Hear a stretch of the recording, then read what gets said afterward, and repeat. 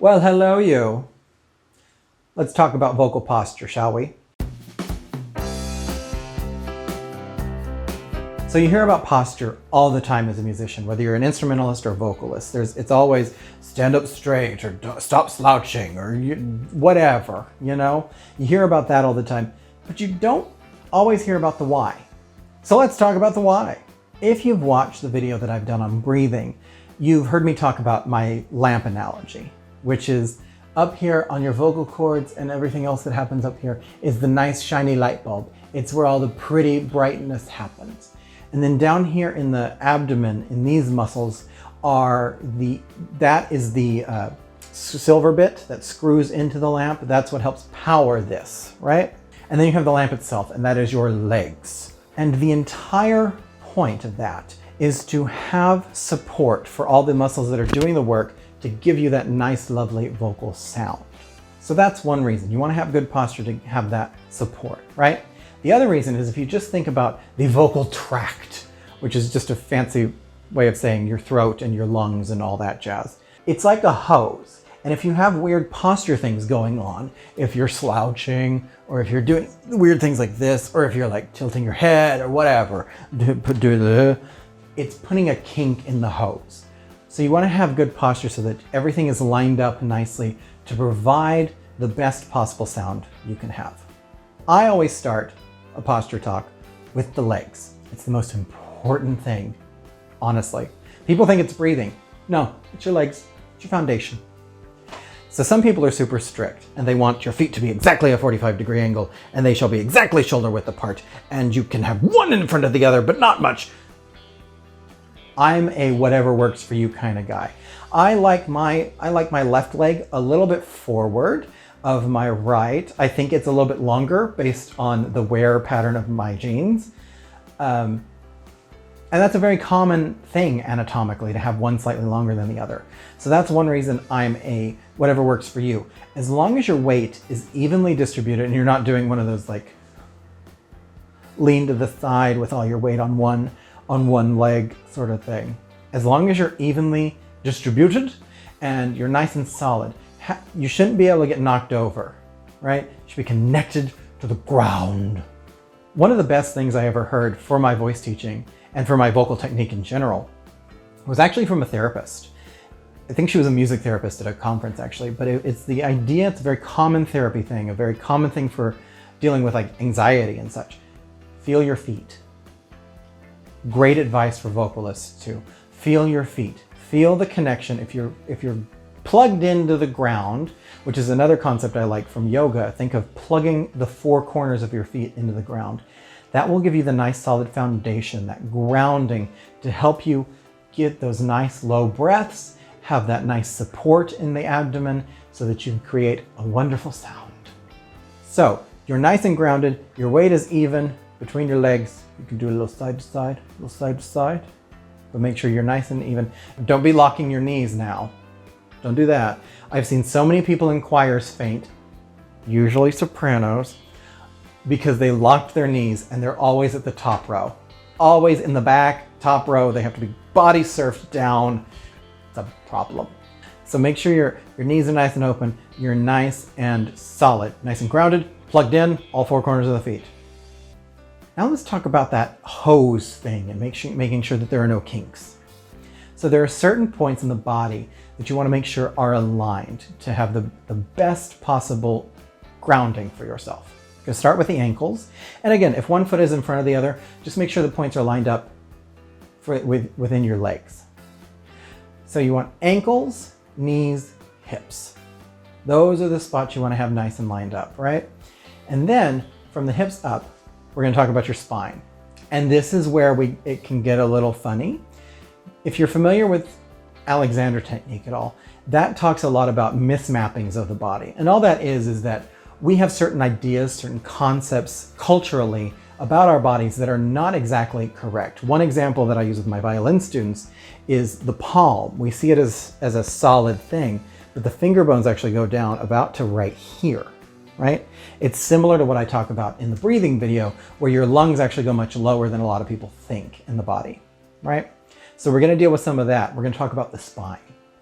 So your spine is sort of an S sort of curve, right? It starts at the top, kind of curves, and it actually comes to a curve in front around your belly button, right?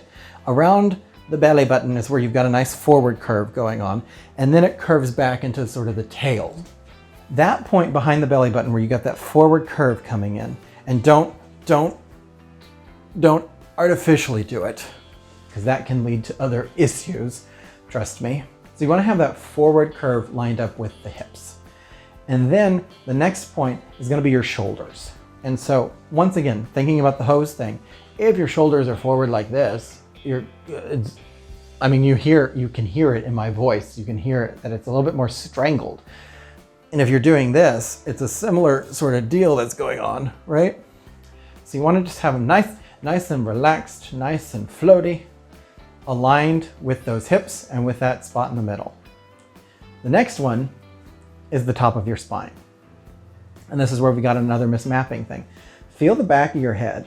And if you feel right about here, that is actually the top of your spine, right? Most people because your neck ends here. This is where my head starts. It's right back up here. And that's the point where all of this motion happens. The nodding, the turning, that's all coming from right there, where your head is just sort of sitting on top, nice and balanced, right?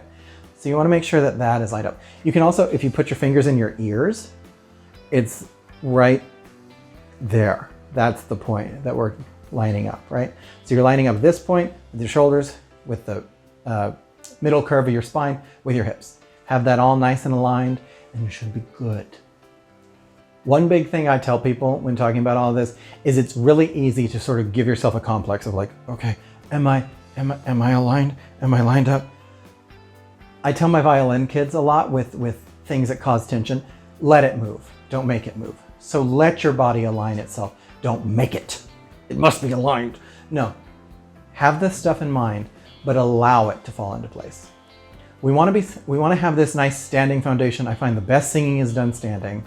And it comes back to this sort of home base technique I like to talk about, where you can have this basis, and then when you have, maybe you're on Broadway and you have to be running and dancing and singing, and then you're on your back and you're in an opera and you're dying and it's a death aria, but you have to be upside down and singing. If you establish the nice solid technique in this grounded standing posture, you can transfer that into those situations. So I say all of that stuff because we don't always sing standing up. Most choir rehearsals that I have been a part of, you're going to be sitting for some point of time, right? So the trick is, how do you sit in a way that still allows you to have that sort of alignment, to have no kinks in your hose, to still be sort of grounded? Your hips are going to become your feet, essentially. So you're going to still stand from the waist up, is one thing I heard a choir director say once that I really liked. If you think of standing from the waist up, from those hip bones, because again, people think that your waist is, your waist and your hips are not exactly the same thing. So from the sit bones of the hips, those are going to be your feet. Plug those into the ground of your chair, and make sure that the hips, spinal curve, shoulders, and neck are still aligned, and you've still got that nice column going, right? I find it's good to still have your feet on the floor in some fashion. If you're tall like me, you may have to put one back slightly or something, whatever. Just don't do anything with them that affects this alignment, right? Like no crossing of the knees. That's a big one that'll throw things off. So just make sure, again, stand from the waist up. The main point of that is always be aware of your feet. Even if you're sitting, have that connection, have that grounding going on. If you're keeping that connection to the ground, it is allowing you to focus low enough that you're keeping your support going. You're keeping the breath low. You're powering from below and not from here, which is how you get injuries as a vocalist, right? Like I said earlier, don't force a lot of this, right? Don't think about it too hard. Let it happen. Don't make it happen. And it's all about noticing your own tendencies, right? I know that I tend to store my stress and my tension in my shoulders. They just gradually start creeping toward my ears until I'm holding here, and everything is Everything is here. And it's just releasing and letting it, ugh. Maybe you tend to lock your knees. Maybe you store your tension in your jaw, which can also sort of start to throw things off. Just constantly be aware of your body because it is your instrument. And just like instrumentalists are aware of their strings or their reeds or how this part of the instrument is lined up, whether the barrels of the clarinet are perfectly together or the bow is tightened on string instruments or whatever brass people do. It's been so long since I've touched one. I don't know. You have to be aware of your own instrument. So that's it for this vocal posture discussion. Make sure that you like and subscribe and do all of that stuff. I've got some more videos coming out and some great ear training stuff for vocalists. And if you're an instrumentalist, I've got great stuff for you too. So do the liking, do the subscribing, do the following me on all the places, that KJ Bell, and just have a grand old time.